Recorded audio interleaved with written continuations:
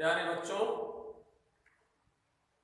आप सभी लोग इस वीडियो में देखेंगे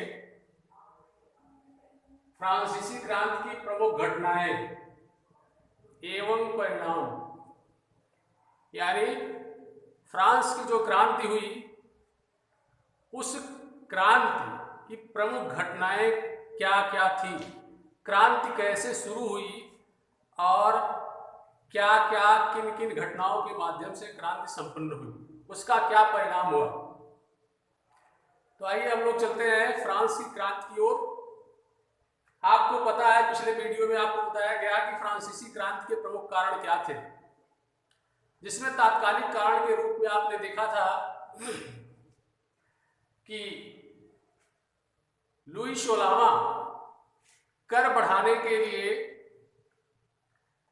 स्टेट्स जनरल की बैठक बुलाया और स्टेट्स जनरल में आपको बताया गया था कि उसमें 3 स्टेट्स थे, प्रथम स्टेट्स, द्वितीय स्टेट्स और तृतीय स्टेट्स, यानी पादरी वर्ग, कुलीन वर्ग और जनसाधारण वर्ग।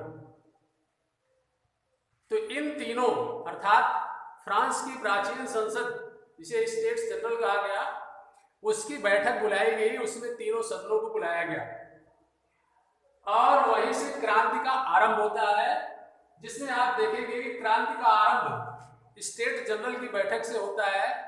और स्टेट्स जनरल की जो बैठक बुलाई गई उसमें कर में वृद्धि के लिए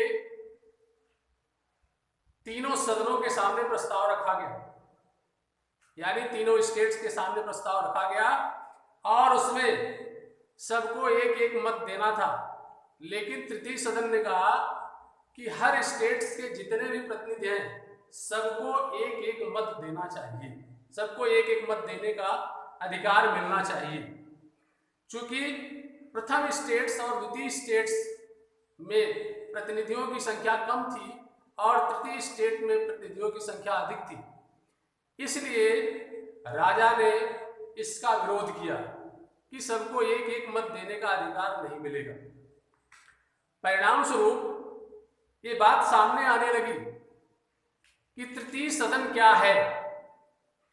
तृतीय सदन क्या है, जिसके संदर्भ में एबीसीएज ने तृतीय सदन को स्पष्ट किया था कि तृतीय सदन ही राष्ट्र का पर्याय है, किंतु देश की सरकार ने पूर्णतया उनकी उपेक्षा कर रखी है।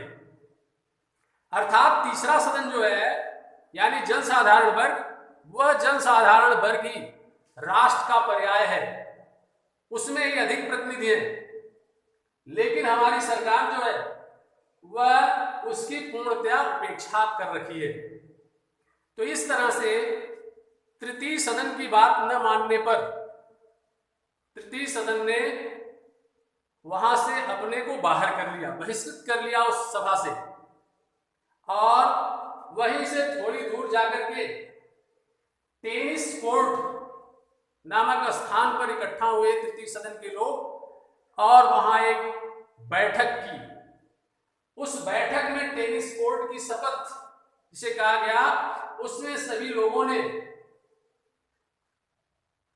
मिराबो के नेतृत्व में ये शपथ लिया गया कि हम यहां से उस समय तक नहीं हटेंगे जब तक हम देश के लिए संविधान का निर्माण नहीं कर लेंगे, भले ही हमारे विरुद्ध संगीनों से क्यों न काम लिया जाए। यानी तीसरा सदन टेनिस कोर्ट में इकट्ठा हुआ और वहां एक शपथ ग्रहण करता है कि हम अपने लिए एक संविधान का निर्माण करेंगे, जब तक संविधान का निर्माण नहीं हो जाएगा तब तक हम यहां से नहीं हटेंगे, भले ही हमारे खिलाफ संगीनों से क्यों न काम लिया जाए, यानी हमें मौत के घाट क्यों न उतार दिया जाए, लेकिन हम यहां से तब तक नहीं हटेंगे जब तक संविधान का निर्माण नहीं हो जाता है। इस प्रकार से टेनिस कोर्ट की शपथ के पश्चात तीसरा सदन अपने को धीरे धीरे शक्तिशाली करता है और फिर जब राजा यानी राजा और सामंतों को ये लगने लगता है कि नहीं, तृतीय सदन अधिक मजबूत हो रहा है, क्रांति कर सकता है, तो उसने राष्ट्रीय सभा का गठन कर दिया। यानी तीनों सदन मिलकर के नेशनल असेंबली का गठन कर दिया, जो तृतीय सदन था उसके प्रभाव में आकर राजा ने नेशनल असेंबली यानी राष्ट्रीय सभा के गठन का अधिकार तृतीय सदन को दे दिया। तो इस प्रकार से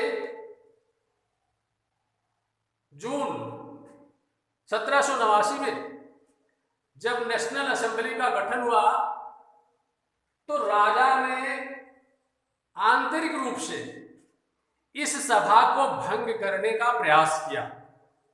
राजा और सामंत चाहते थे कि इसको भंग कर दिया जाए, और ये बात जब तृतीय सदन को पता चला कि राजा बाहर से सैनिकों को बुला करके सभा भंग करवाना चाहता है, तो फिर